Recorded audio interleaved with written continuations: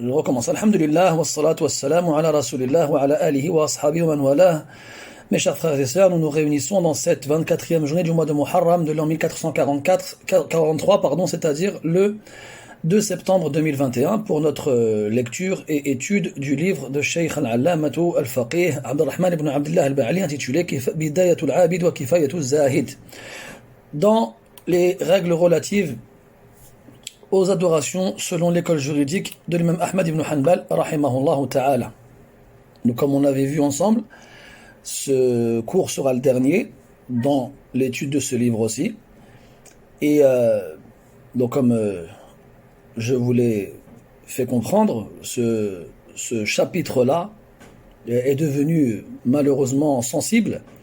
Et c'est donc pour cette raison-là que j'ai préféré ne pas le faire à la mosquée, pour éviter toute ambiguïté.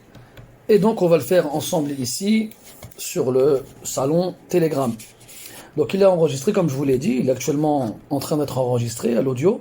Puis ensuite l'audio sera disponible sur ce groupe-là.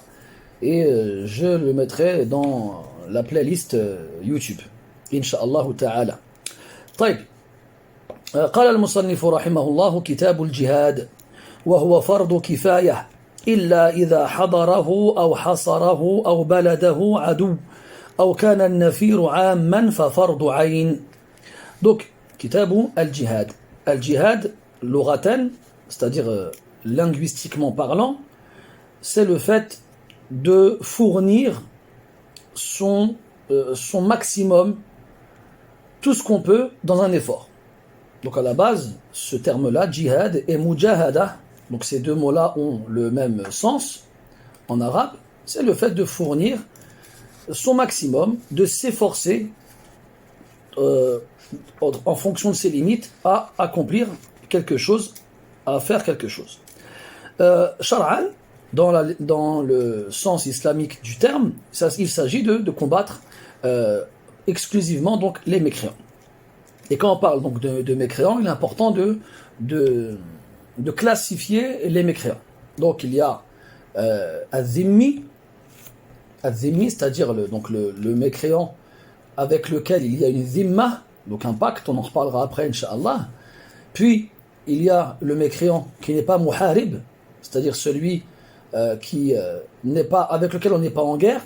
Et enfin il y a celui qui est harbi, celui avec lequel on est en guerre. Donc, quand on dit aussi qu'il s'agit exclusivement de combattre les mécréants, ce n'est pas tous les mécréants. C'est important de préciser. Quant à la présence de ce chapitre dans le livre, c'est parce que, comme on l'a déjà dit, dans le fiqh, on a divisé les chapitres en 4 parties. On a dit qu'il y avait les ibadat, donc les adorations, c'est comment on se comporte avec Allah Azza wa Jalla à travers les adorations. Puis il y a les mu'amalat, la façon de se comporter avec les créatures. Donc les ibadat c'est avec le créateur, et les mu'amalat avec les créatures. Et dans les mu'amalat, on a ce qui est d'ordre financier, donc al-bouyu', tout ce qui est commerce. Puis on a tout ce qui est social, mariage, héritage, divorce, ainsi de suite. Puis après on a ce qui est jina'i, comment se comporter avec ceux qui ne respectent pas la loi. Donc le code pénal et le code civil. Ou plutôt le code pénal précisément. Ala kulli hal, et donc le djihad, lui, figure dans les ibadat. Il ne figure pas dans les autres catégories. C'est donc pour cela qu'on l'a évoqué dans ce livre-là, alors qu'à la base, il n'est censé traiter que des piliers de l'islam. Quant à son jugement, l'auteur il dit, rahimahullah ta'ala, que c'est fard kifaya, que c'est obligatoire à titre collectif. C'est-à-dire, lorsqu'une partie s'en charge, eh bien, ça n'est plus obligatoire pour le reste des musulmans. Ça, c'est le jugement de base. Mais bien entendu, il existe des circonstances particulières dans lesquelles le djihad sera fardu ayn, c'est-à-dire sera obligatoire pour chaque individu. Donc, il dit, idha hadarahu, c'est-à-dire lorsque la personne, elle est présente et que la bataille a lieu. Donc, à ce moment-là, il sera obligatoire pour lui d'y participer. Comme si, aussi dans l'autre circonstance, c'est lorsque l'ennemi viendra encercler l'endroit où les musulmans se trouvent. Et donc toutes les personnes qui seront concernées par cela qui seront encerclés par les ennemis, alors ça deviendra obligatoire pour chacun d'entre eux de combattre, de riposter. Que ce soit donc des personnes, ou que ce soit un pays ou une ville. D'accord? Donc si jamais l'ennemi encercle le pays, ou encercle la ville, ou encercle un groupe de musulmans, eh bien, dans ces trois circonstances-là, les musulmans qui seront concernés par cela seront donc, il sera obligatoire pour eux de combattre. Il a dit Aoukan al-Nafiru Amman. Al-Nafir, c'est quand l'imam al-A'zam, quand donc le gouverneur suprême, appelle les musulmans au combat. Donc lorsqu'il y a un appel général, tous les musulmans, dans lesquels les conditions, comme on verra par la suite, de l'obligation se réunissent, seront concernés par l'obligation individuelle de répondre. Et dans ce genre de circonstances-là, même si la personne appelée est un esclave, il deviendra obligatoire pour elle de répondre à l'appel. Pourquoi je précise cela? Parce qu'on verra par la suite que l'esclave, à la base, n'est pas concerné par l'obligation du djihad. Donc il existe certaines circonstances où même l'esclave devra répondre. ثم قال رحمه الله ويسن بتأكد مع قيام من يكفي به ولا يجب إلا على ذكر مسلم حر مكلف صحيح وأفضل متطوع به الجهاد وغزو البحر أفضل. Donc après le premier jugement, on a vu pour l'instant deux jugements, Fardul Kifaya et Fardul Ayn. Donc l'obligation à titre collectif et l'obligation à titre individuel. Puis après l'auteur il dit qu'il est possible aussi que le djihad soit sunna mu'akkada. Donc une sunna qu'il est très important d'accomplir et qu'il ne faut pas délaisser sans raison valable. Donc si il y a un nombre suffisant de personnes qui participent à la bataille, et donc à partir de là, le djihad ne sera plus fard kifaya parce que ne sera plus obligatoire pour les autres, puisqu'une partie des musulmans s'en sera chargée, eh bien, si d'autres personnes veulent y participer, malgré le fait que le nombre de base soit suffisant, ce sera pour eux sunna mu'akkada. Ce sera pour eux sunna mu'akkada d'y participer. Après, l'auteur, il dit que donc, le djihad ne sera obligatoire que pour l'homme, al-zakar, ce qui exclut la femme, le muslim, le musulman, ce qui exclut le mécréant, hur, libre, ce qui exclut l'esclave, mukallaf, celui qui est donc chargé de la responsabilité, c'est-à-dire le pubère qui est doué de raison. Et il finit en disant sahih, c'est-à-dire celui qui est valide, celui qui est exempté, ou plutôt exempt, de défauts physiques l'empêchant de pouvoir combattre, comme la cécité, le fait de boiter, la maladie, ila akhiri, comme dans le verset où Allah Ta'ala dit, dans lequel Allah Ta'ala il fait référence à ce qu'on appelle ulu ad-darar. Ulu ad-darar. C'est-à-dire ceux qui sont touchés par un mal qui les empêche de combattre. Puis l'auteur il finit en disant que dans toutes les actions surérogatoires, dans toutes les actions qu'on accomplit bénévolement, la meilleure d'entre elles, sans aucune divergence, est le djihad. Donc si on a le choix entre plusieurs actions surérogatoires, et parmi elles le djihad, eh bien la meilleure des actions avec laquelle on peut adorer Allah Ta'ala sans que ce soit obligatoire, ce sera le djihad.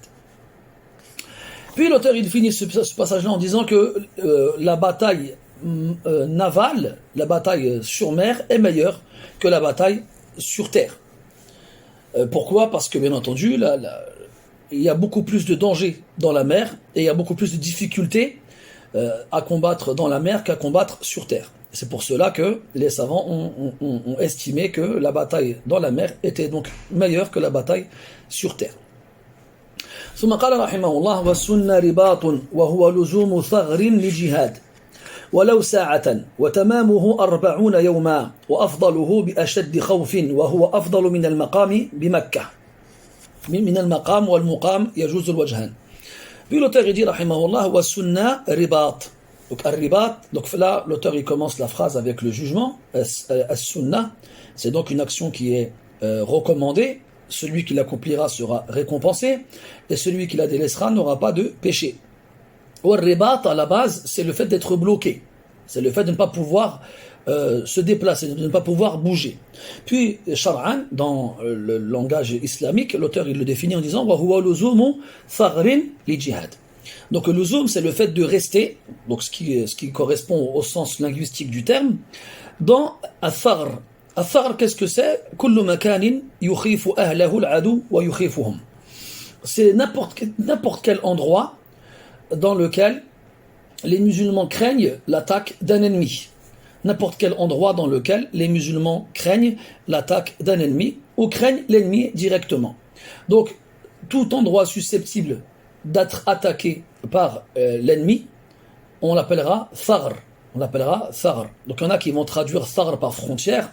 Ce n'est pas correct. Ce n'est pas correct dans le sens où il peut exister des frontières entre deux pays dans lesquels on ne craint pas l'ennemi ni son attaque, comme il est possible que l'endroit dans lequel on craint l'attaque de l'ennemi soit à l'intérieur du pays, et pas forcément en rapport avec l'extérieur. Donc, thagr, c'est tout endroit dans lequel on craint d'être attaqué par l'ennemi ou on craint l'ennemi directement. Donc, al-ribat, c'est le fait de rester à cet endroit-là pour monter la garde, pour s'assurer que l'ennemi ne va pas tenter une attaque, ne va pas tenter de rentrer. Walaw sa'atan, même si c'est un instant. C'est-à-dire que ce n'est pas obligatoire de rester longtemps. C'est-à-dire le simple fait de rester un certain temps sera suffisant. Et là, on a le mot sa'a. Le mot sa'a, donc on sait qu'aujourd'hui, tout le monde traduit ce mot-là comme étant une heure.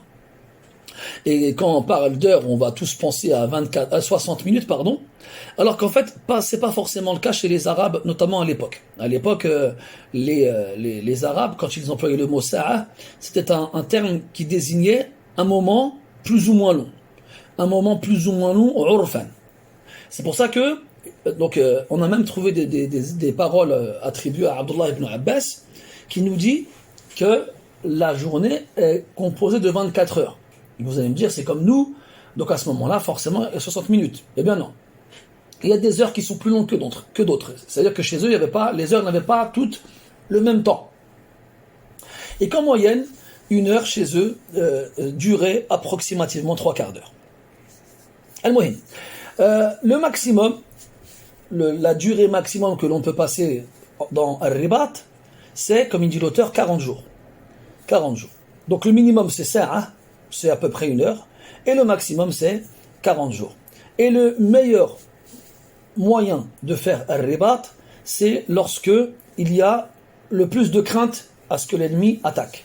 Ça veut dire que si j'ai le choix entre faire al-ribat, donc monter la garde, m'assurer de la sécurité du territoire, entre deux endroits, et dans ces deux endroits-là, il y en a un dans lequel la peur est plus forte que dans l'autre, alors il sera préférable de se rendre dans l'endroit où il y a plus de crainte que l'autre. Puis l'auteur il finit rahimahullah en disant wa huwa afdalu min al-maqam bi Makkah. Yani que al-ribat, le fait de se rendre donc dans les endroits où on craint l'ennemi, où on craint l'attaque de l'ennemi pour les musulmans, c'est meilleur de se rendre sur place que de s'installer à proximité de la Mecque pour y consacrer son temps à l'adoration. C'est-à-dire que si j'ai le choix entre me rendre à Mecca ou à proximité de Mecca pour profiter du territoire sacré et ainsi de la multiplication des bonnes actions à travers l'adoration, si j'ai le choix entre ça et partir au poste frontière, justement dans le but d'assurer la sécurité des musulmans et de repousser l'ennemi dans le cas où il voudrait rentrer, alors eh bien, la deuxième proposition sera meilleure. La deuxième proposition sera meilleure, c'est-à-dire de partir aux frontières pour protéger les musulmans. ثم قال رحمه الله ولا يتطوع به مدين لا وفاء له إلا مع إذن أو رهن محرز أو كفيل مليء ولا من أحد أبويه حر مسلم إلا بإذنه. Puis l'auteur dit rahimahullah ta'ala qu'il n'est pas possible de faire al-jihad en tant qu'acte bénévole. Donc là, il est important de préciser que ce qui va suivre concerne celui qui veut partir au combat, alors que ce n'est pas obligatoire pour lui, mais c'est recommandé. Ça veut dire que si c'est obligatoire, ce qui va suivre ne rentre pas dans ce détail-là. Donc on ne pourra pas l'accomplir de façon bénévole si on est endetté. Al-Madin, c'est celui qui est endetté. Et quand il dit la wafa'a lahu, c'est-à-dire qu'il ne peut pas rembourser sa dette. Donc l'endetté qui est dans une situation où il ne peut pas rembourser sa dette ne pourra pas partir à la guerre lorsque cette dernière ne sera pas obligatoire. Sauf si al-gharim, si celui qui lui a prêté l'argent, le créancier, lui permet de partir. S'il lui permet de partir, alors il pourra s'y rendre. Ou si il lui a donné un gage en main propre. C'est-à-dire, si l'endetté, il a une dette auprès d'une personne, il n'a pas de quoi rembourser, et le créancier, celui qui lui a prêté l'argent, ne lui permet pas de partir, parce qu'il n'a pas remboursé. Alors qu'est-ce qu'il va faire? Il va lui donner un gage. On va dire par exemple un cheval. Il a un cheval, il lui dit tiens, je te laisse mon cheval en guise de gage. Ça veut dire que c'est une sécurité pour toi. Si jamais je pars et que je reviens, alors je te rembourse et je récupère mon gage. Et si jamais je pars et que je ne reviens pas, alors tu vendras le gage et tu récupéreras ta dette dedans. Et là il dit muhrazin, c'est-à-dire qu'il lui a donné. C'est pas juste une promesse, c'est quelque chose qu'il lui a donné en main propre. Ou kafil mali, c'est-à-dire ou bien qu'il a laissé un garant riche. Il a laissé un garant riche qui s'engage à rembourser l'endetté dans le cas où il ne reviendrait pas. Donc si il fait cela, donc l'endetté, si jamais il a la permission du créancier, si jamais il a laissé un gage au créancier, ou bien si jamais il a laissé un garant qui a les moyens pour rembourser au cas où il ne reviendrait pas, il peut partir même si ce n'est pas obligatoire. Puis il a dit, rahimahullah ta'ala, celui dont l'un des deux parents est musulman et libre, donc il n'est pas un esclave, il ne pourra pas non plus partir combattre si ce n'est pas obligatoire, sans avoir la permission de ce parent-là. Donc on ne peut pas partir combattre lorsque ce n'est pas obligatoire, si on a encore un de nos deux parents vivant, musulman, libre, et qu'il n'a pas donné son autorisation. Ça, c'est comme je vous l'ai dit, dans ce qui n'est pas obligatoire. Quant à ce qui est obligatoire à titre individuel, les fuqaha disent al-fara'id al-a'yan bighayri istidhan. Les obligations à titre individuel se passent de permission et d'autorisation. ثم قال رحمه الله ولا يحل للمسلمين الفرار من مثليهم ولو واحدا من اثنين فإن زادوا على مثليهم جاز. Puis l'auteur dit rahimahullah ta'ala que pendant le combat, il n'est pas permis pour les musulmans de fuir. Il n'est pas permis pour les musulmans de fuir alors que le combat a commencé, lorsque les ennemis sont 2 fois plus nombreux qu'eux. Si les musulmans ils sont au nombre de 1000 et que l'ennemi en face est 2 fois plus nombreux, sont donc 2000, il n'est pas permis pour eux de fuir. Même si un musulman il se retrouve face à 2 ennemis. Donc quand on dit 2 fois plus, ça veut dire 2 ennemis pour chaque musulman. Donc si jamais le musulman il est face à 2 ennemis, il n'a pas le droit de fuir. Ce qui nous fait comprendre que si il est confronté à plus de 2 personnes, ou si le nombre d'ennemis est plus important que le double des musulmans, alors à ce moment-là, fuir ne sera pas interdit. ثم قال رحمه الله تعالى ولا يجوز قتل صبي وأنثى وخنثى وراهب وشيخ فان وزمن وأعمى لا رأي لهم ولم يقاتلوا أو يحرضوا على القتال. Puis l'auteur dit رحمه الله qu'il n'est pas permis, donc il est interdit pour tout combattant de tuer un enfant. Donc quand on parle de sabi ici, on parle de celui qui n'est pas pubère, de tuer un enfant, de tuer une femme, ou un khuntha. Donc comme on a vu ensemble de nombreuses fois, le mushkil, celui on ne sait pas si c'est un homme ou une femme. Wala rahibin, donc un rahib c'est le moine, celui qui se retire et qui adore celui qu'il prétend adorer, isolé de tous. Donc s'il y a quelqu'un comme ça, on le laisse. Wala shaykhin fanin, shaykh al-fani c'est le vieillard vraiment qui ne peut plus rien faire, celui qui est incapable de faire quoi que ce soit. Zamin c'est le qa'id al-mashloul, c'est-à-dire c'est celui qui est handicapé moteur, celui qui est paralysé. Comme on ne peut pas non plus tuer un aveugle. Et toutes ces personnes-là, donc il est interdit de les tuer à partir du moment où elles n'ont pas d'avis direct dans la bataille, ça veut dire que si on trouve une de ces personnes-là qui participe en donnant son avis à l'ennemi pour la bataille, alors là, ce ne sera plus le même jugement. Donc il faut que ces personnes-là, qu'on a évoquées, n'aient pas d'avis pris en compte dans la gestion de la bataille de la part des ennemis. Tout comme il ne faut pas bien sûr qu'ils participent au combat et qu'ils n'incitent à ce qu'on participe au combat. C'est-à-dire que si un de ceux qu'on a dit qu'il était interdit de tuer participe au combat ou incite à la participation au combat ou donne leurs avis dans tout ce qui concerne le combat, alors il ne sera plus interdit de les tuer. ثم قال رحمه الله تعالى ويخير الإمام في أسير حر مقاتل بين قتل ورق ومن وفداء بمسلم أو بمال ويجب عليه اختيار الأصلح فإن تردد نظره فقتل أو لا. Puis l'auteur dit rahimahullah ta'ala que lorsque les musulmans auront capturé un ennemi, l'imam, donc le chef, il aura le choix dans la décision à prendre concernant le capturé, le prisonnier, lorsque ce dernier sera quelqu'un de libre, donc c'est pas un esclave, et quelqu'un qui a combattu. D'accord? Donc lorsque le prisonnier aura ces deux caractéristiques-là, c'est-à-dire qu'il est libre, c'est pas un esclave, et qu'il a participé au combat. Donc ce prisonnier-là, l'imam, le chef, il aura le choix concernant son sort entre quatre choses. Soit il sera exécuté, soit il sera asservi donc au rang d'esclave, soit on le libère sans demander quoi que ce soit on le libère en demandant une rançon. Cette rançon sera soit donc de l'argent, ou soit qu'on libère un musulman qui est capturé chez eux.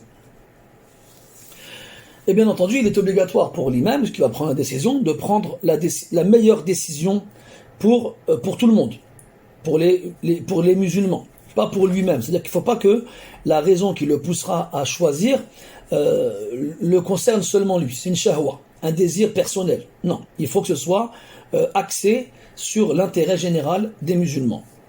Et dans le cas où il n'arriverait pas à prendre de décision, il n'arriverait pas à choisir la meilleure solution, alors il est préférable de d'exécuter le prisonnier, parce qu'il est possible qu'en le relâchant, eh bien, il retourne combattre et qu'il fasse donc du mal aux musulmans.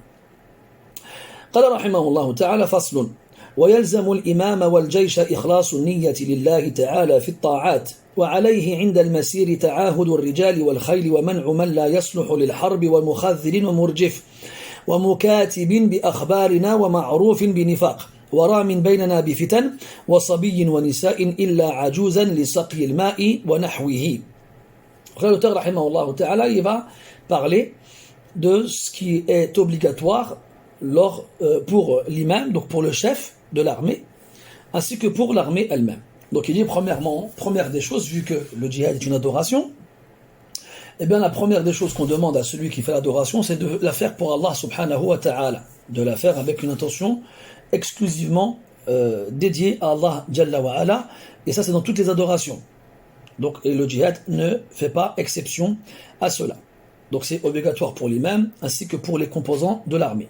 Comme il est obligatoire pour l'imam de faire l'inventaire de l'armée, c'est-à-dire de regarder les combattants, de regarder leurs caractéristiques, déjà est-ce qu'ils répondent aux conditions, est-ce qu'ils sont correctement équipés, ainsi que leur monture, et en particulier les chevaux.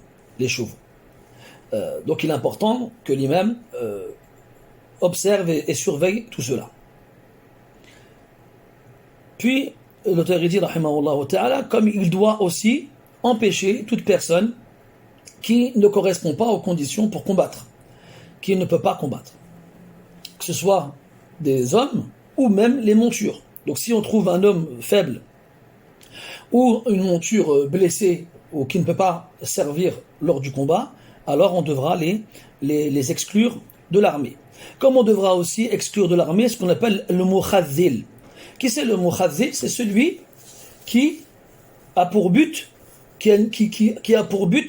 de décourager les gens.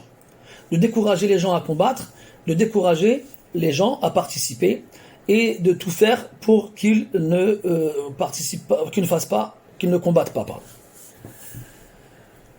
Donc al-mukhadhil ainsi que al-murjif. Al-murjif, c'est qui? C'est celui qui va rapporter des informations négatives à l'armée pour les décourager aussi. Il va leur dire, il y a eu des morts dans telle bataille, les gens en face, ils ont un tel parmi eux, et il est très fort, il tue tout le monde, il n'a jamais été vaincu, ou bien on manque de renforts, on manque d'armes, bref. Donc lui, il va récolter les informations dont le seul but est de décourager les gens. Dont le seul but est de décourager les gens. Et donc ça c'est important, comme quoi, lors de ce genre de circonstances-là, il faut au minimum s'informer, et si ce n'est pour celui qui va prendre les décisions, donc le chef. Les membres de l'armée, ils se contentent d'obéir aux ordres. Kadhalika al-mukatib. Le mukatib, donc là ici c'est pas le mukatab, on avait vu le mukatab précédemment, c'était l'esclave qui s'est mis d'accord avec son maître pour se racheter sa liberté.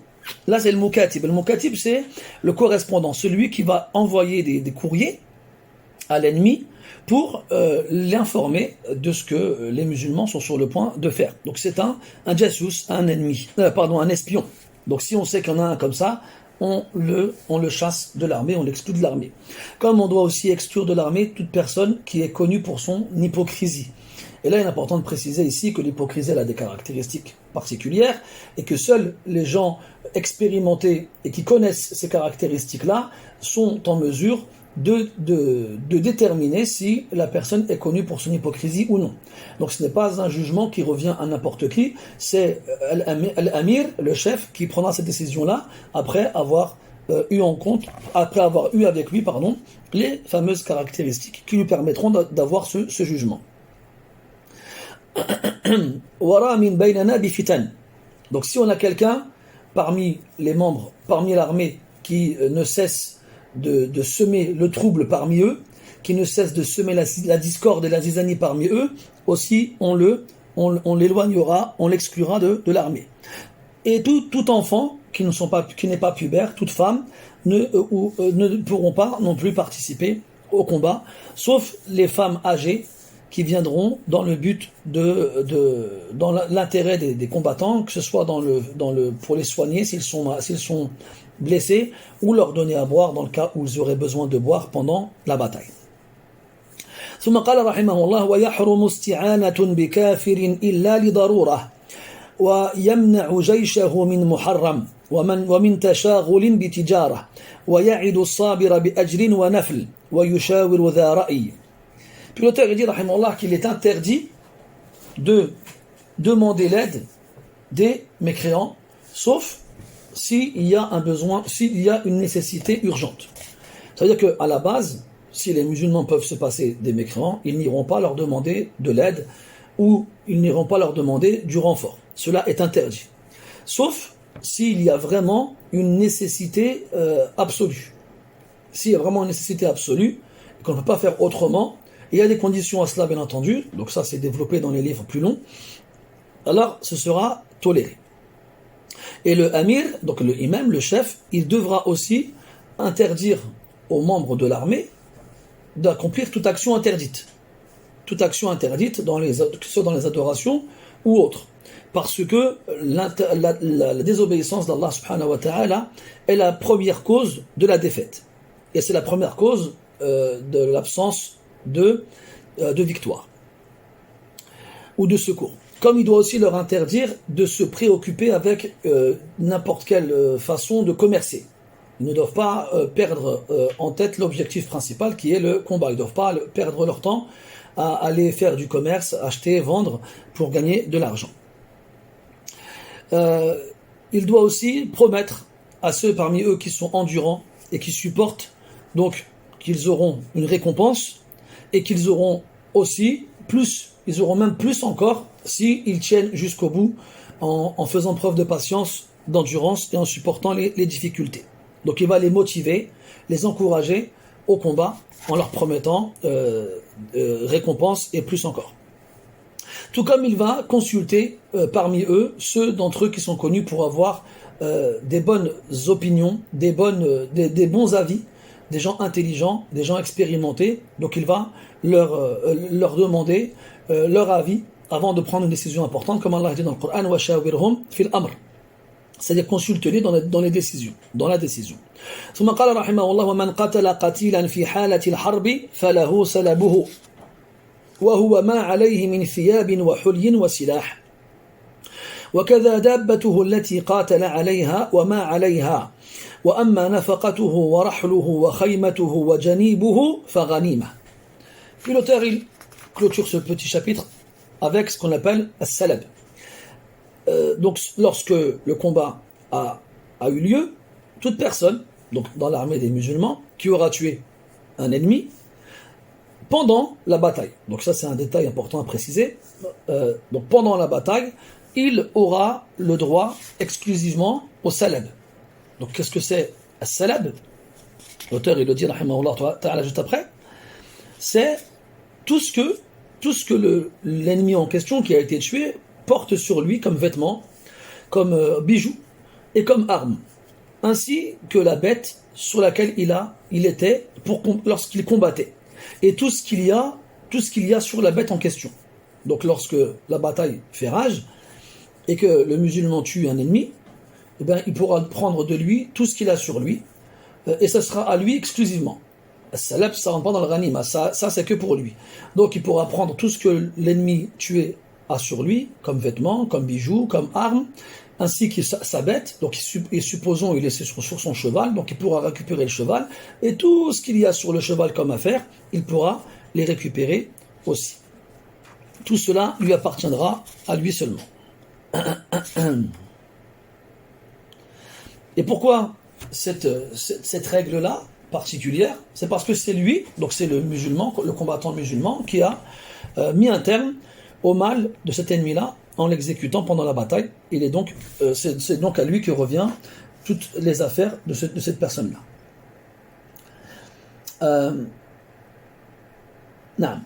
Puis après il dit, quant à son argent, à ses affaires, à sa tente, la tente dans laquelle l'ennemi qui l'a tué campait, ainsi que al-janib, ça vient du mot janb, qui veut dire le côté. Alors c'est la bête qui appartenait à l'ennemi qui a été tué, mais qui ne montait pas pendant la bataille. Elle marchait à côté de lui, ou bien elle est restée dans le camp. Donc cette bête-là, qui ne montait pas pendant la bataille, elle ne rentre pas dans salab. Elle ne rentre pas dans ce que le combattant musulman qui l'a tué a le droit de prendre. Donc al-nafaqa, son argent, l'argent du combattant qui a été tué, ses affaires, sa tente où il campait, et la bête qu'il a amenée avec lui, mais qu'il n'a pas montée lors du combat, il n'y a pas le droit. Alors qu'est-ce que ça devient? Ça revient à la ghanima. Et le ghanima, qu'est-ce que c'est? C'est tout ce qui a été pris comme bien de l'ennemi pendant le combat, et qui revient donc à Masalih al-Muslim, qui revient donc à l'imam, au chef de l'armée, ou bien à l'imam, au chef en général, qui lui le partagera entre les combattants. ثم قال رحمه الله تعالى فصل وتملك الغنيمة بالاستيلاء عليها في دار حرب أو في دار الحرب فيجعل خمسها 5 أسهم سهم لله ورسوله يصرف مصرف الفيء وسهم لذوي القربى وهم بنو هاشم والمطلب وسهم لليتامى الفقراء وسهم للمساكين وسهم لأبناء السبيل ثم يقسم الباقي بين من شهد الوقعة لقصد قتال ونحوه للراجل سهم وللفارس على فرس عربي 3 وعلى غيره 2 ولا يسهم لأكثر من فرسين ولا لغير الخيل. Puis l'auteur rahimahullah ta'ala passe à un autre fasl, sous-chapitre, dans lequel il traite la ghanima. Il a fini le chapitre suivant avec al-ghanima, et il reprend le chapitre précédent avec al-ghanima, et il reprend avec al-ghanima dans le chapitre suivant.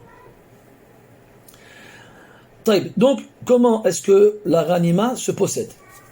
Comment est-ce qu'elle se possède? Elle se possède bilistila. Al-istila, en français, c'est la conquête. C'est le fait de s'emparer de force de quelque chose. C'est le fait de s'emparer de force de quelque chose. Fi dar al-harb. Donc quand on dit dar al-harb, ça fait référence à l'endroit où la guerre est déclarée. Et quand on parle de dar al-harb, donc il est important de préciser que les endroits sur terre se divisent en trois catégories. Dar al-islam, c'est les terres sur lesquelles l'islam, comment dirais-je, est la loi. Puis on a dar al-kufr, on a les terres sur lesquelles c'est la mécréance, ce n'est pas l'islam qui règne. Et dans dar al-kufr, on a deux catégories. On a ce qui est harbi et ce qui n'est pas harbi. Harbi en référence à l'harb qui veut dire la guerre. Ça veut dire quoi? Ça veut dire que les terres de mécréants avec lesquelles on a des pactes et des trêves, c'est des terres de mécréants qui ne sont pas concernées par la guerre. Quant aux terres de mécréants avec lesquelles il n'y a aucun pacte et aucune trêve, eh bien, il sera considéré comme harbi, même s'il n'y a pas de guerre. Même s'il n'y a pas de guerre. Parce qu'il n'y a aucun pacte, aucune trêve entre nous. Donc la guerre, elle est susceptible d'éclater n'importe quand. Donc, tous les biens des personnes qui vivent dans ces terres-là, les terres de l'harb, lorsqu'on s'en empare de force, rentre dans al-ghanima. Et al-ghanima, donc le butin, devra être divisé en 5 parties. En 5 parties. Et le 1/5 de ces 5 parties-là sera lui-même divisé en 5 parties. Donc, on prend le 5e des 5 parties du butin, et ce 5e-là, on va le diviser en 5 parties. La première partie, elle appartient à Allah et à son messager, alayhi salatu wassalam. Et quand on dit à Allah, azza wa jal, c'est juste une évocation de son nom dans le but de tirer une bénédiction. Parce qu'Allah azza wa jal, toute la création lui appartient. Toute la création lui appartient. Donc quand on dit que cette part elle lui revient, c'est pas dans le sens où elle lui revient réellement. Et envers le messager d'Allah sallallahu alayhi wa sallam, pareil. En fait, quand on dit cela, ça veut dire que cette part-là, elle reviendra à l'intérêt général des musulmans. C'est-à-dire, elle va revenir dans ce qu'on appelle Baytul Mal, dans la caisse de l'État, et elle sera utilisée dans l'intérêt des musulmans.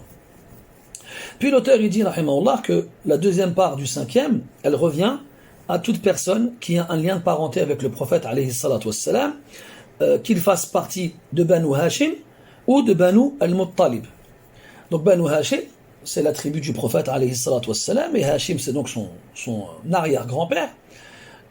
Et Al-Muttalib, c'est le frère de son arrière-grand-père.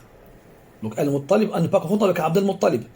Abd al-Muttalib, c'est le grand-père du prophète, alayhi salatu wassalam, et Al-Muttalib, c'est l'oncle de Abd al-Muttalib, du grand-père du prophète, alayhi salatu wassalam.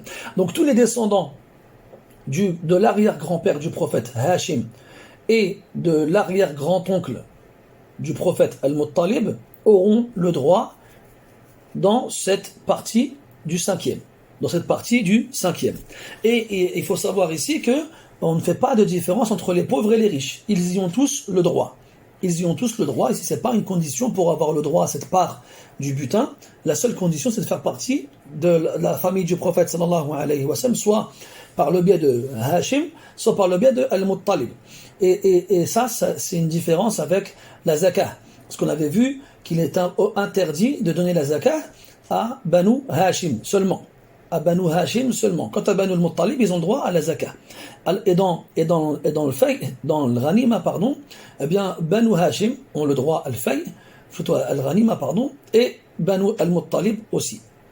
Et la différence entre le ghanima et la zakah, pourquoi Banu Hashim n'ont pas le droit à la zakah alors qu'ils ont le droit à la ghanima, c'est parce que la zakah, comme il a été dit dans le hadith, c'est awsakh an-nas. C'est ce que les gens donnent après avoir tout donné. C'est-à-dire que quand dans leur argent, ils se sont servis pour eux-mêmes et pour leurs proches et pour leur intérêt, puis il reste une chose, eh bien on prendra de cette chose-là la zakah. Donc c'est pas quelque chose de propre, c'est quelque chose de sale en gros, c'est ce qui reste. C'est comme les restes d'un repas en fait.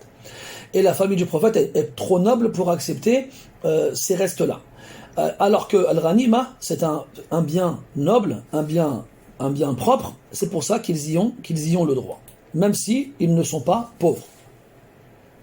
Puis, troisième partie de ce cinquième, qui reviendra aux orphelins qui sont fuqara, besogneux. Et quand on parle d'orphelin, c'est celui dans lequel se réunissent deux choses. Qu'il ne soit pas pubère, pendant celui qui a perdu son père, et avant d'être pubère. Donc celui qui a perdu son père avant d'être pubère sera considéré comme étant yatim, c'est-à-dire orphelin.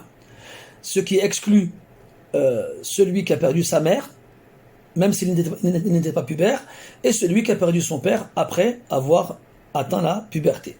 Donc lorsque l'orphelin sera faqir, donc besogneux, c'est-à-dire celui qui n'a pas de quoi, qui a moins, qui n'a rien pour subvenir à ses besoins, ou qui a moins que la moitié de ce dont on a besoin, auront le droit à une part de ce cinquième-là. Puis après on a une part pour les masakin, donc le pluriel de miskin, c'est celui qui possède quelque chose, même si c'est inférieur à ce dont on a besoin journalièrement.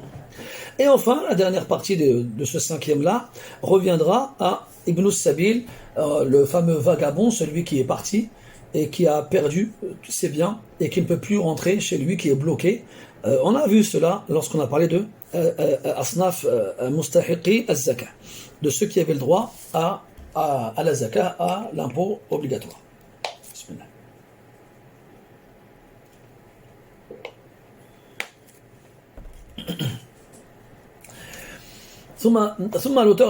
Ensuite l'auteur rahimahullah ta'ala, il dit comment est-ce qu'on va partager les 4/5 restants de Al-Ghanima, du butin. Donc, bien entendu, ces 4/5 restants seront partagés entre tous ceux qui ont participé à la bataille. Entre tous ceux qui ont participé à la bataille dans le but de combattre. Ce qui inclut ceux qui ont combattu et ce qui inclut ceux qui sont venus pour combattre, même s'ils n'ont pas combattu. D'accord ? À partir du moment où on a participé à la bataille, de près en combattant ou de loin sans avoir combattu, avec l'intention de combattre, alors on aura le droit à une partie des 4/5 du butin.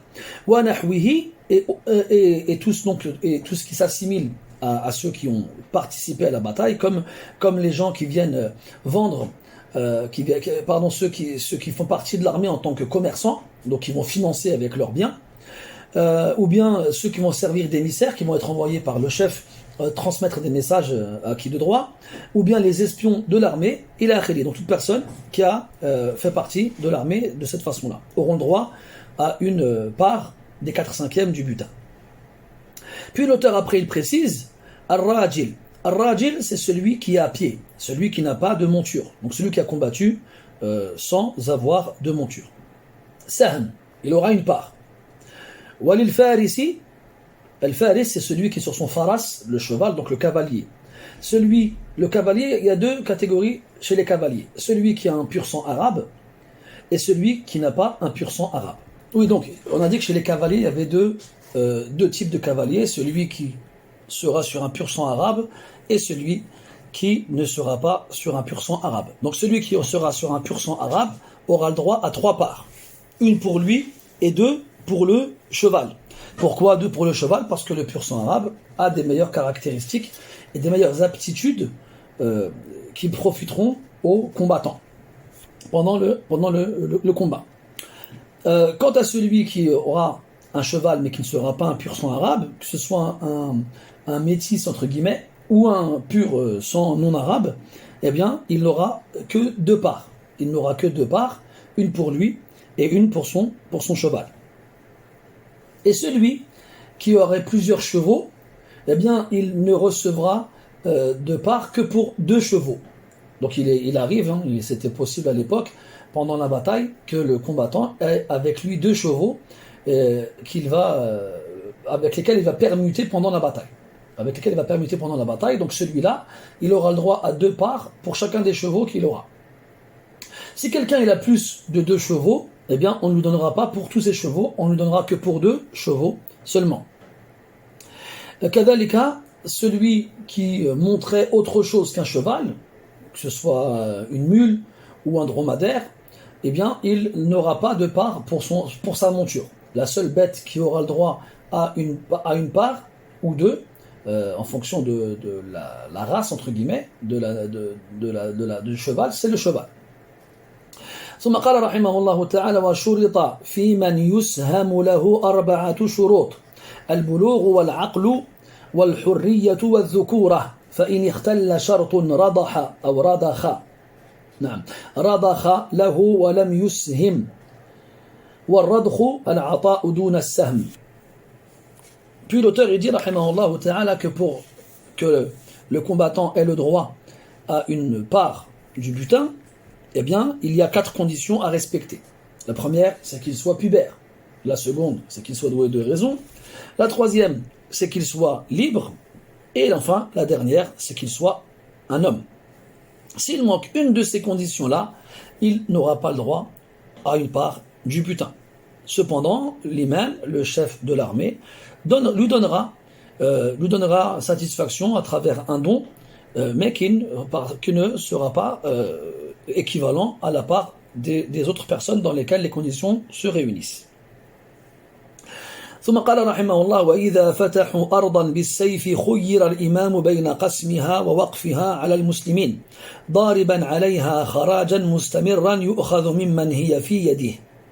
Puis l'auteur dit رحمه الله تعالى que lorsque les musulmans vont conquérir une terre bis-sayf, c'est-à-dire par l'épée, donc de force, lorsqu'ils vont conquérir une terre de force. Ce qui exclut les terres qui appartiendront aux musulmans suite à un accord avec leurs anciens propriétaires. Donc là, on parle bien des terres qui ont été conquises par les musulmans de force. Donc lorsque les musulmans font cela, l'imam, le chef, aura le choix. Et c'est comme on l'a dit tout à l'heure, quand on parle de choix, ici, le choix qu'il va prendre, ce sera un choix qu'il prendra dans l'intérêt des musulmans. Pas un choix en fonction de ses désirs personnels. Donc il aura le choix entre le fait de la partager entre ceux qui ont le droit à la ghanima, dont on a parlé tout à l'heure, ou de la bloquer, le waqf, de la bloquer pour les musulmans. Et quand on parle de bloquer, le waqf en arabe, ils appellent ça en français un legs pieux. Ça veut dire c'est de destituer le bien de tout profit possible. C'est-à-dire on ne pourra plus le vendre, on ne pourra plus le louer, on le dénue de toutes ces choses-là. Donc ça deviendra un waqf, donc un leg pour tous les musulmans. Et à ce moment-là, tous les ans, il faudra sortir de cette terre-là un impôt qui reviendra justement, à l'intérêt des musulmans, Donc continuellement, annuellement, on sortira de cette terre-là qui a été conquise de force par les musulmans. Lorsque le chef de l'armée aura choisi d'en faire un legs pieux pour les musulmans, alors tous les ans, on sortira de cette terre, ce qu'on appelle un kharaj, donc une sorte d'impôt, annuellement, qui reviendra à la caisse de l'État dans l'intérêt des musulmans. Et l'auteur il dit mimman huya fi yadihi. Donc on prendra de cette terre le fameux impôt, quelle que soit la nature de celui à qui la terre elle appartient. Donc supposons la terre elle appartient donc à un harbi, donc un mécréant avec lequel il n'y a pas de pacte, il n'y a pas de trêve, ou un zimmi, un mécréant avec lequel il y a un pacte ou un pacte ou une trêve, ou même un musulman. Donc cette terre-là, si elle lui appartient par la suite, mais comme on lui a à la base été conquise de force par les musulmans, alors il faudra annuellement sortir de cette terre-là un kharaj, ce fameux impôt qui reviendra dans la caisse de l'État dans l'intérêt des musulmans. ثم قال رحمه الله وما أخذ من مال مشرك بلا قتال كجزية وخراج وعشر تجارة من الحرب ونصفه من الذم وما تركوه فزعا أو عن ميت ولا وارث له فيء ومصرفه في مصالح المسلمين. Puis l'auteur finit ce chapitre-là en disant, rahimahullah ta'ala, que tout bien qui a été pris d'un mushrik, donc d'un associateur, d'un polythéiste, sans qu'il n'y ait eu de bataille, sans qu'il n'y ait eu de bataille. Comme, deux points, jizya. Comme al-jizya, donc al-jizya c'est l'impôt annuel que le mécréant qui a avec nous une trêve ou un pacte devra payer pour être en sécurité parmi les musulmans. Donc la jizya ou al-kharaj, donc al-kharaj on vient de le voir, c'est ce qui va sortir d'une terre qui a été conquise de force par les musulmans et qui reviendra à la caisse de l'État dans l'intérêt des musulmans. Ou bien le 10e du commerce d'un mécréant harbi. Donc dans le cas où on aurait un harbi qui viendrait dans les terres d'islam pour faire du commerce. Pour faire du commerce, eh bien, il devra donner 10% de ce qu'il a vendu, de ce qu'il a gagné en faisant son commerce. Quant au zimmi, donc le zimmi c'est le mécréant avec lequel il y a une trêve ou un pacte, le zimmi, lui, il devra donner la moitié du 10e, soit le 20e. Donc lui, quand il fera du commerce, il devra donner un impôt qui correspondra au 20e de ses bénéfices qu'il donnera à l'État. Tout ce qui a été délaissé par les mécréants, lorsque les musulmans sont rentrés chez eux, ils sont partis en fuyant et en laissant tout derrière eux, donc tout ce qui va être récupéré aussi. Ou bien dans le cas où un mécréant il meurt et il n'a aucun héritier. Il n'a aucun héritier pour récupérer donc ses biens. Alors tout ce qu'on vient de citer ici, ça reviendra, ce sera un fay. Le fay, c'est donc les biens qui reviennent aux musulmans sans qu'il n'y ait eu de bataille. Et comment ce fay-là, il sera donc utilisé, il sera mis dans la caisse de l'État et il reviendra dans l'intérêt général des musulmans. Dans l'intérêt général des musulmans. Donc on répète, tout ce qui a été pris dans les biens des polythéistes, des associateurs, sans qu'il n'y ait eu de bataille, que ce soit al-jizya, donc l'impôt annuel payé par le mécréant pour sa sécurité aux musulmans, le kharaj, donc ce qui va sortir de la terre une fois par an aussi, lorsque celle-ci a été conquise de force, le 10e des bénéfices du commerce du harbi, donc de celui avec lequel il n'y a pas de pacte ni de trêve, et le 20e des bénéfices du dhimmi, celui avec lequel il y a pacte ou trêve. Ce qui a été abandonné par les mécréants après que les musulmans soient rentrés sur leur terre, ils sont partis en fuyant et en laissant tout derrière eux. Et enfin, le mécréant qui meurt sans avoir d'héritier, alors ce qu'il laissera, tout cela reviendra à la caisse de l'État et sera dépensé dans l'intérêt des musulmans.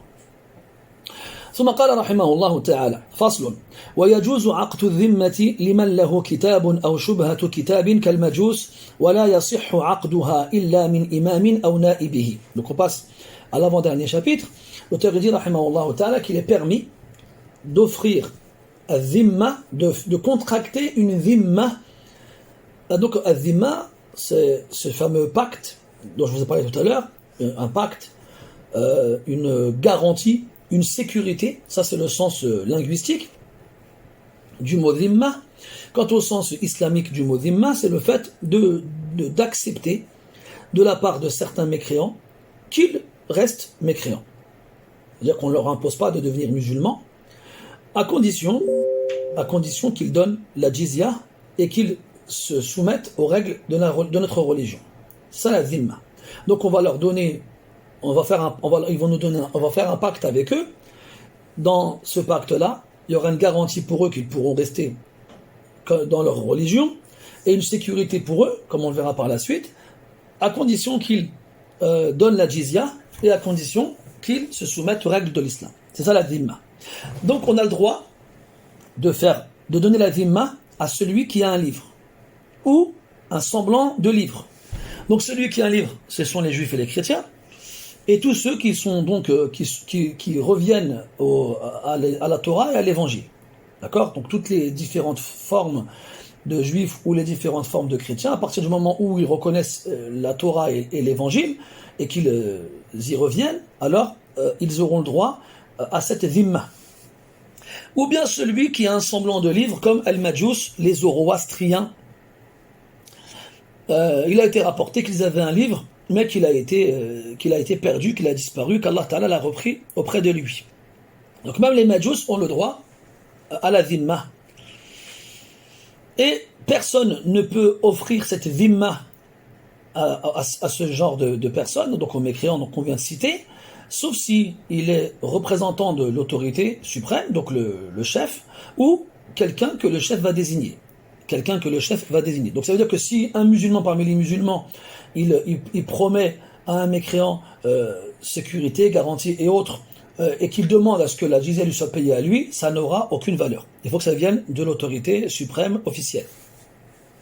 ثم قال رحمه الله ويجب إن أمن مكرهم والتزموا لنا بأربعة أحكام أو إن أمن مكرهم يجوز الوجهان ويجب إن أمن مكرهم والتزموا لنا بأربعة أحكام أن يعطوا الجزية عن يد وهم صاغرون وألا يذكروا دين الإسلام إلا بخير وألا يفعلوا ما فيه ضرر على المسلمين وأن تجري عليهم أحكام الإسلام في نفس ومال وعرض وإقامة حد فيما يحرمونه كالزنا لا فيما يحلونه كالخمر ولا تؤخذ الجزية من صبي وعبد وامرأة وفقير وعاجز عنها ونحوهم. Puis l'auteur, rahimahullah ta'ala, il dit qu'il est obligatoire de leur donner, il est obligatoire pour l'imam ou son représentant de leur donner donc la dhimma à partir du moment où on est, on est sûr de ne rien craindre de leur part. C'est-à-dire on est sûr qu'ils ne manigancent rien, qu'ils ne sont pas en train de chercher à nous tromper ou à nous trahir. C'est-à-dire que si on est en sécurité par rapport à cela vis-à-vis d'eux, et si on est sûr qu'ils vont se soumettre à nous dans 4 choses, alors il sera obligatoire pour l'imam de leur donner la dhimma. Premièrement, qu'ils donnent la jizya de main à main, tout en ressentant de l'humiliation. Donc de main à main directement, ils ne vont pas envoyer quelqu'un pour la donner à leur place, il faudra qu'ils se déplacent et qu'ils donnent la jizya, donc ces fameux impôts annuels qui leur garantira cette dhimma, cette protection, cette sécurité. Il faut qu'ils la donnent de main à main tout en étant humiliés. Comment est-ce qu'ils vont être humiliés? Lorsqu'ils nous donneront avec leurs mains, on tirera leurs mains vers nous, ou bien on les fera attendre, on les laissera attendre. Cela est donc obligatoire, comme cela est cité dans le Coran, dans le verset. Subhanallah, il n'y a pas longtemps ça, je parlais avec quelqu'un qui a une carte de séjour en France, et il me disait, subhanallah, chaque fois qu'il devait aller à la préfecture pour renouveler son titre de séjour, il attendait des heures et des heures, alors que des fois c'était vide, il n'y avait personne. Et ce genre de témoignage, je l'ai déjà entendu de plusieurs personnes. Et c'est comme si c'était fait exprès. Et ça ne m'étonnerait pas que ce soit fait exprès, justement. Et quand j'ai entendu ça, j'ai pensé directement à la façon dont les musulmans prennent du dhimmi, la jizya. Parce qu'en fait, quand on regarde bien, la dhimma, eh bien c'est un peu la taxe que l'étranger paye en France quand il va faire sa carte de séjour. C'est plus ou moins ça. Il va payer sa carte de séjour tous les ans, ou tous les je sais pas combien, et il va aller à la préfecture, il va y passer la journée, et il va ressentir une certaine humiliation de leur part, comment ils vont lui parler, comment ils vont se comporter avec lui, comment ils vont le faire attendre. Eh bien, ça ressemble beaucoup à ce qu'on est en train de voir tout de suite là. Wallahu ta'ala. Deuxièmement, ils doivent obligatoirement ne citer l'islam que en bien. Donc soit ils s'abstiennent de parler de l'islam, ou soit ils en parlent en bien. On verra par la suite ce qu'il se passe s'ils en parlent en mal. Et ils ne doivent pas, troisièmement, ils ne doivent rien faire qui apporterait un mal quelconque aux musulmans. Quatrièmement, ils doivent accepter à ce que les règles de l'islam s'appliquent dans les personnes, dans les biens, dans l'honneur et dans l'application des peines.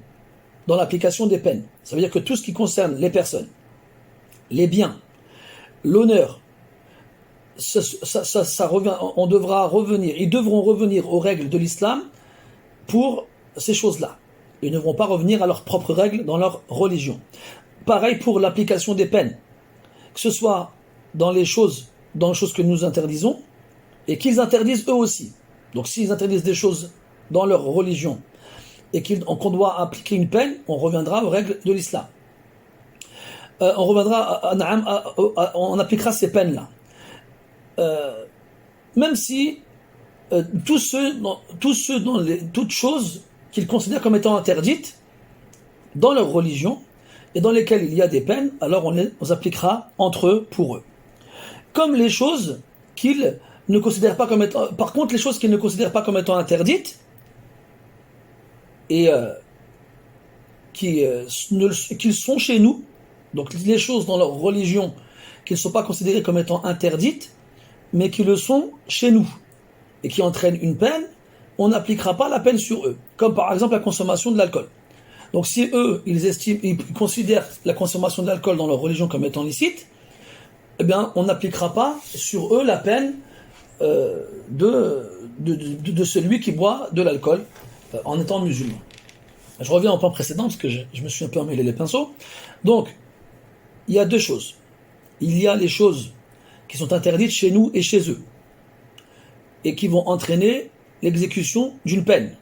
On appliquera sur eux cette peine-là. Dans les choses qui ne sont interdites que chez nous et pas chez eux, alors on n'appliquera pas sur eux cette peine-là. Puis l'auteur il dit, rahimahullah ta'ala, il dit que la jizya, on ne l'apprendra pas des enfants, on ne l'apprendra pas des esclaves, on ne l'apprendra pas des femmes, on ne l'apprendra pas des pauvres qui sont incapables de la payer.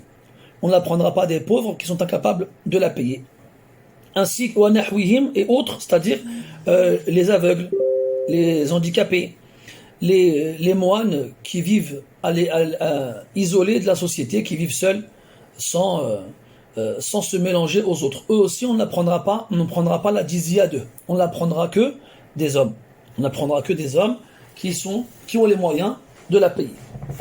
Et l'auteur ici, il ne le dit pas, mais il faut savoir que le montant de la jizya, il est inférieur au montant de la zakat. Donc c'est important, c'est des choses qui sont importantes à préciser, que donc les femmes ne la payent pas, les enfants non plus, et la akhirihi, c'est seulement l'homme qui la payera, celui qui a les moyens de la payer, tout en pouvant continuer à subvenir à ses besoins. ثم قال رحمه الله ويلزمهم التمييز عن المسلمين ويمنعون من ركوب الخيل وحمل السلاح وتعلية بناء على مسلم ولو رضي ويجب نقضه ويضمن ذمي ما تلف به لا إن ملكوه من مسلم ولا يعاد عاليا لو انهدم ولا إن بنى مسلم دارا عندهم دون بنائهم ومن إحداث كنائس وبناء من هدم منها ومن إظهار منكر وعيد وصليب وأكل وشرب نهار رمضان وخمر وخنزير ورفع صوت على ميت وقراءة قرآن وناقوس وجهر بكتابهم وشراء مصحف وفقه وحديث وعلى الإمام حفظهم ومنع من يؤذيهم. Puis l'auteur, rahimahullah ta'ala, finit ce sous-chapitre avec ce qu'il est obligatoire à accomplir pour les dhimmiyin, ahlu dhimma. Ils doivent se distinguer des musulmans. Ils doivent se distinguer des musulmans dans toutes choses, que ce soit dans les tombeaux de leurs morts, dans leur façon de s'habiller, dans leur nom, dans leur surnom, ila akhiri. Donc ils doivent se distinguer des musulmans. On ne leur permettra pas de monter à cheval, comme on ne leur permettra pas de porter des armes, et on ne leur permettra pas de construire une maison qui sera plus grande, plus élevée que celle d'un musulman. Quand bien même le musulman à côté, le voisin, l'accepterait et le tolérerait. On ne les laissera pas avoir une maison plus haute que celle des musulmans. Si quelqu'un parmi les dhimmiyin construit une maison plus grande que celle des musulmans, il sera obligatoire de détruire la partie supérieure. Donc il devra faire en sorte que sa maison soit aussi grande que celle des musulmans maximum. Et elle ne devra pas être plus grande que celle des musulmans. Donc si jamais elle est plus grande, il devra détruire ce qui est au-dessus. Et si jamais, en détruisant ce qui a été construit au-dessus de la taille des maisons des musulmans, il détruit quelque chose, que ce soit la maison des voisins, ou bien un pont à proximité, ou quoi que ce soit d'autre, il lui sera obligatoire de rembourser ce qu'il a détruit. Par contre, si jamais il a acheté une maison à un musulman, qui était déjà plus grande que la maison d'autres musulmans, il n'aura pas à la détruire et pourra la garder telle qu'elle. Et donc lorsqu'il aura reconstruit sa maison, après l'avoir détruite parce qu'elle était plus grande que celle des musulmans, il ne... non, pardon, si jamais donc il achète une maison, pardon, ça vient un dernier point. Si jamais il achète une maison à un musulman qui est plus grande que la maison d'autres musulmans, que les maisons des autres musulmans. Donc on a dit, il a le droit de la garder telle qu'elle. Il n'a pas l'obligation de détruire ce qui dépasse. Par contre, si à cause d'une tempête ou à cause d'une raison quelconque, la maison en question elle se détruit, celle qu'il a achetée à un musulman, qui était plus grande que celle des autres musulmans, il n'aura pas le droit de la reconstruire plus grande que celle des autres musulmans.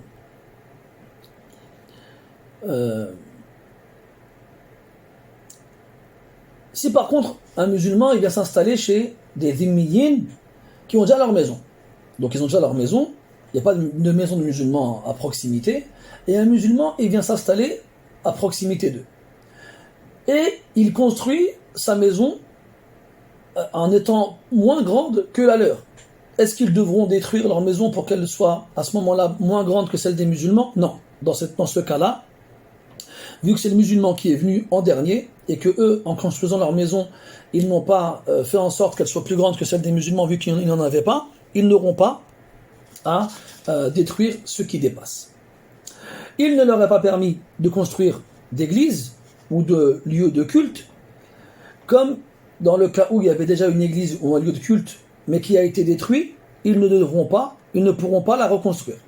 Ils n'auront pas le droit d'exhiber un quelconque mal dans notre religion, comme ils n'auront pas le droit de célébrer leurs fêtes, comme ils n'auront pas le droit d'exhiber des crucifix.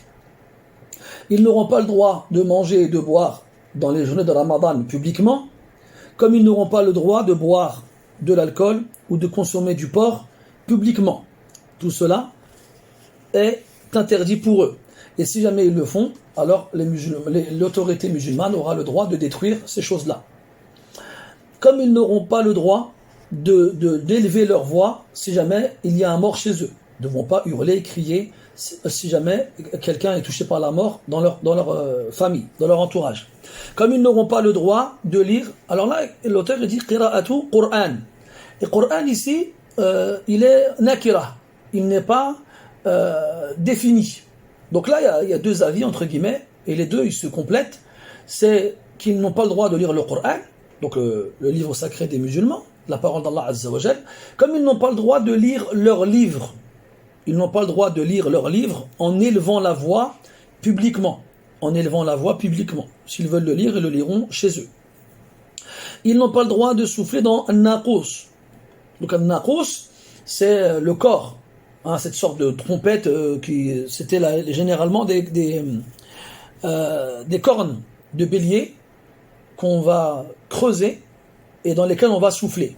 D'accord? Donc ils n'auront pas le droit de se servir du naqous, que ce soit pour leurs prières respectives ou pour s'entraîner à la guerre. Parce que ça fait partie des outils qu'on utilise pendant la guerre. وَجَهْرٍ بِكِتَابِهِمْ. Donc là, comme l'auteur dit de lire publiquement et d'exhiber la lecture de leurs livres, donc ça revient à ce que je vous disais tout à l'heure, et donc ça précise bien que Coran ici ça fait référence au Coran, au livre des musulmans. Donc ils n'auront pas le droit de lire le Coran, le livre des musulmans, comme ils n'auront pas le droit de lire leurs livres publiquement à voix haute, de façon à être entendus. On ne leur permettra pas d'acheter le Coran, ni les livres de fiqh et de hadith. Parce que, et subhanallah, c'est intéressant ici, parce que ces livres-là sont les outils de ceux qui s'occupent à la science religieuse. Et ceux qui s'occupent avec la science religieuse, ceux qui ne s'occupent pas avec la science religieuse n'ont rien à faire avec ces livres-là, et ils n'en sont pas dignes. Et ça, c'est pour donc les dhimmiyin qui seraient chez les musulmans. Amma al-muslimoun, donc chez les musulmans, ceux qui ne s'occupent pas avec la science religieuse, bien entendu, on leur laissera le Coran, parce que sa lecture est une adoration. Amma les autres livres de science, alors que eux n'ont pas les aptitudes requises pour les lire et les étudier, ils n'ont pas non plus à les avoir. طيب, على كل حال, l'auteur dit après rahimallah wa ala al-imam hifdhuhum wa man'u man yu'dhihim. Donc lorsque les dhimmi ils s'engagent à respecter toutes ces choses-là, il deviendra donc obligatoire pour l'imam, pour le chef suprême, de les protéger contre tout mal. On ne devra laisser personne leur faire du mal, on devra les protéger. Et le prophète sallallahu alayhi wa sallam dans le hadith, man qatala mu'ahadan lam yarah ra'ihat al-jannah. Quiconque tue un dhimmi auquel on a donné un pacte de sécurité, il ne sentira pas l'odeur du paradis. Il ne sentira pas l'odeur du paradis. Donc lorsque le dhimmi s'engage à accepter toutes ces conditions-là, alors il deviendra interdit de lui faire un mal quelconque, et il sera obligatoire pour lui-même de le protéger de toute agression. قال رحمه الله تعالى, donc dernier chapitre du livre, dernier sous-chapitre du livre. فصل ومن أبى منهم بذل الجزية أو الصغار أو التزام حكمنا أو قاتلنا أو زنى بمسلمة أو أصابها باسم النكاح أو قطع الطريق أو تجسس أو آوى جاسوسا أو ذكر الله تعالى أو كتابه أو دينه أو رسوله بسوء أو تعدى على مسلم بقتل أو فتنة عن دينه انتقض عهده دون ذريته فيخير الإمام فيه كالأسير الحربي وماله فيء ويحرم قتله إن أسلم ولو كان سب النبي صلى الله عليه وسلم. Dernier sous-chapitre du livre concernant le dhimmi, qui refuse plusieurs choses. Il refuse de donner la jizya, donc de payer annuellement l'impôt dont on a parlé tout à l'heure. Ou il refuse as-saghar, il refuse entre guillemets l'humiliation qu'on lui fera subir lorsqu'il s'acquittera de l'impôt. Il ne l'acceptera pas. Ou il refuse de se soumettre à nos règles. Ou il nous combat, celui qui viendra nous combattre, celui qui forniquera avec une musulmane, ou celui qui copulera avec elle en prétendant s'être marié avec elle, en sachant que la musulmane ne peut pas se marier avec autre chose qu'un musulman. Donc l'acte de mariage ne sera jamais valide si un kafir se prétend s'être marié avec une musulmane. Donc si quelqu'un fornique avec une musulmane ou quelqu'un copule avec elle en prétendant s'être marié avec elle, ça n'aura pas de valeur. Ou les brigands de chemin, donc quelqu'un qui va vivre à l'extérieur, dans la campagne, il va attendre les voyageurs pour les détrousser. Ou celui qui va espionner pour l'ennemi. Ou celui qui va accueillir et prêter son domicile comme refuge à un espion.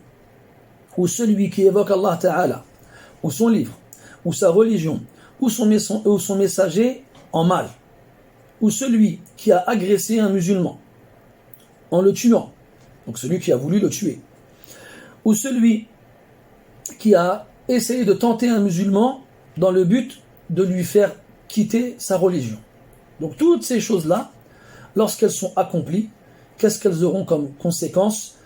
L'annulation du pacte. L'annulation du pacte. Donc même si l'imam lui a donné le pacte, a accepté de faire un pacte avec lui, eh bien à partir du moment où il aura fait une des choses qu'on vient de citer, eh bien il aura automatiquement annulé son pacte. Par contre, ceux qui sont avec lui dans sa famille ne verront pas leur sécurité annulée pour autant. Ça ne se concernera que celui qui aura agi ainsi.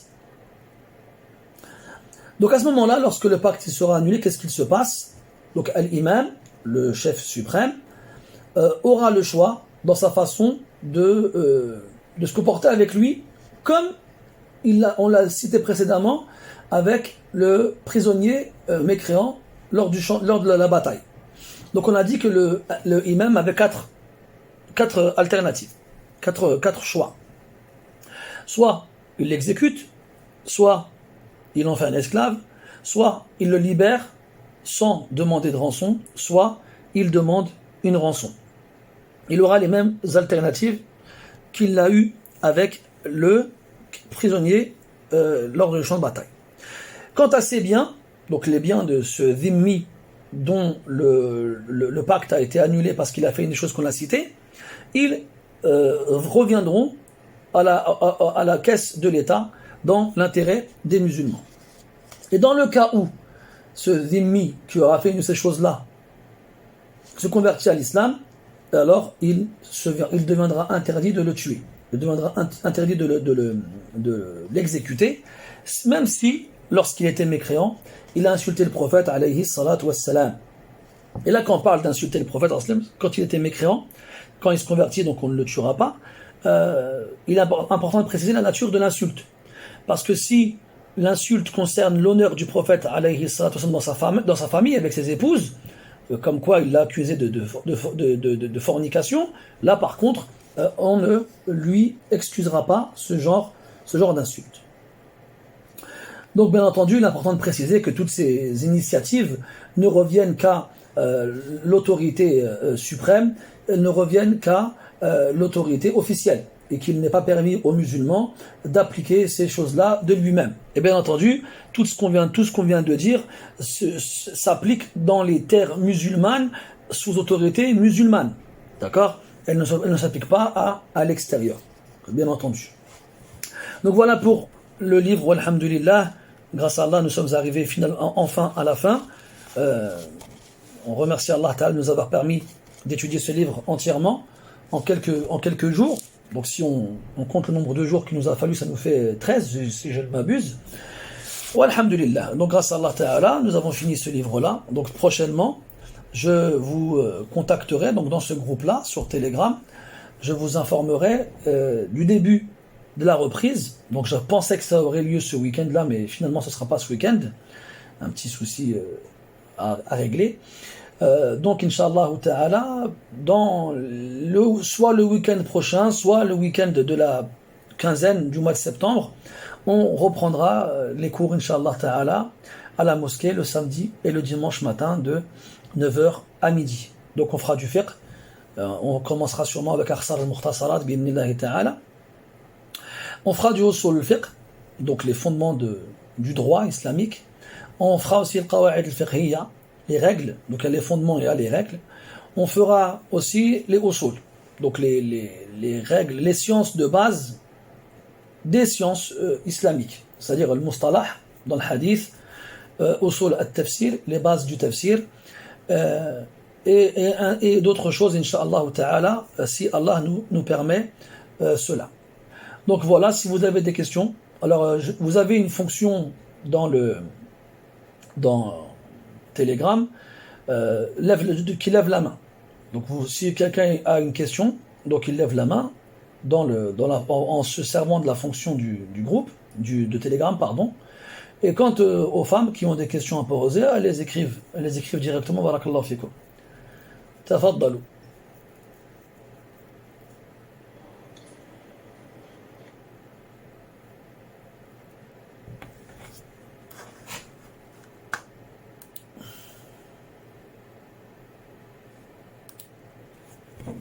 En fait, là, moi, comme je suis sur mon ordinateur, là, je ne suis pas sur mon téléphone, j'ai pas la fonction levage de main. Donc, je ne vois pas. Ah, d'accord, vous n'avez pas comme ça, c'est clair. Apparemment, il n'y a pas la fonction non plus. Celui qui a une question, qu'il prenne la parole. Tafaddalu. Si c'est un homme, il prend la parole. Si c'est une femme, elle écrit. Barakallahu fikum. Assalamu alaikum. Wa alaikum salam wa rahmatullah. Pour savoir, pour celui qui se convertit à l'islam et donc on ne doit plus le tuer, même s'il a insulté le prophète, c'est que s'il a insulté par rapport à la fornication qu'on a le droit qu'on peut le tuer. C'est ça exactement. La seule insulte qu'il ne lui sera pas pardonnée, c'est s'il a insulté le prophète dans son honneur, ce qu'on appelle en arabe al-qadf. Donc il l'a accusé de fornication. En dehors de ça, s'il se convertit, on ne l'exécutera pas. Salam alaikum, cheikh. Wa alaikum salam wa rahmatullah. كيف حالك؟ حياك الله بخير الحمد لله تفضل. On a évoqué تجري عليه أحكام الإسلام إلى آخره sur le zina par exemple لا فيها في الخمر كالخمر. On a évoqué que sur le khamr, est-ce que ça veut dire que c'est autorisé pour le Dhimma de commercialiser du khamr dans le pays où ils sont? Entre eux, oui. À partir du moment où Ahlul Dhimma, ils ont le droit de boire de l'alcool, ils auront le droit de le commercialiser. Parce que si on ne les laisse pas, comment est-ce ils pourraient le boire? On ne peut pas leur interdire de le boire, donc ils pourront le faire entre eux. Donc, si on est sûr que les musulmans n'auront pas accès à cela, il y a joué, Inch'Allah. Wallahu a'lam wa fiq, barakallah. Salam alaikum wa rahmatullahi wa barakatuh. Wa alaykum assalam wa rahmatullahi wa barakatuh. J'ai une question par rapport à un moment donné. Je crois que tu avais dit que c'est autorisé, il y a un cas où c'est autorisé pour les musulmans de fuir dans la bataille, mais j'ai pas trop compris, c'est à quel moment? C'est lorsque le nombre de combattants chez les ennemis est supérieur au double. Donc si il y a 1000 combattants chez les musulmans et 3000 chez l'ennemi, alors ils pourront fuir. C'est seulement s'ils sont supérieurs au double des musulmans, pas s'ils sont inférieurs, s'ils sont le double. Ok, d'accord, barakallahu fik. Barakallah. Salam alaikum wa rahmatullahi wa barakatuh. Wa alaykum assalam wa rahmatullahi wa barakatuh. Cheikh, je veux te demander le montant de la jizya. Est-ce que c'est. Enfin, il est inférieur à la zakat, mais est-ce que c'est le gouverneur qui va en fixer le prix ou alors il y a un prix déjà fixé? Non, c'est déjà fixé. C'est déjà fixé.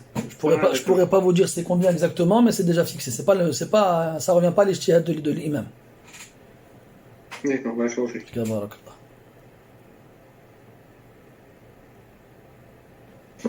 Salam alaikum wa rahmatullah. Wa alaykum assalam wa rahmatullahi wa barakatuh. Je voulais savoir, les femmes mécréantes qui vivent en terre d'islam, elles doivent s'habiller comment? Doivent s'habiller comme ça fait partie des règles auxquelles ils doivent se soumettre. Donc on va pas les laisser s'habiller comme elles veulent. Elles devront se couvrir. Elles devront se couvrir comme les musulmanes pour ne pas faire fitna aux musulmans. D'accord, barakallah fik. Barakallah. Salam alaikum wa rahmatullahi wa barakatuh. Salam wa barakatuh. Est-ce que le musulman qui tue son adversaire pendant la bataille, il a aussi un droit exclusif sur son corps? Dans le sens, pas ses affaires, mais son corps en lui-même. Non, le corps, on n'y touche pas. Il est interdit, je ne sais pas si tu fais référence aux mutilations de guerre, mais dans tous les cas, le droit il ne concerne que, comme on a dit, ses armes, ses bijoux, ses vêtements, son équipement, et l'akhiri. Quant au corps, lui, on n'y touche pas, on le laisse. Même Hatta, les fuqaha, ils disent même si on doit, pour récupérer tout ce qu'il a sur lui, on doit le laisser nu, on le laissera nu. Ça veut dire, mais lui, le corps, on n'y touche pas, on n'a pas de droit dessus. Kabarakallah.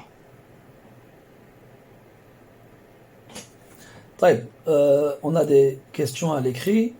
Donc la première concerne, oui, les livres, alhamdulillah, je vous dirai en temps et en heure tout ça, Inch'Allah, ne vous impatientez pas, Sabrun Jamil, concernant le programme et les livres qu'on étudiera. Donc bien entendu, comme vous le savez, on va rester dans le madhab hanbali.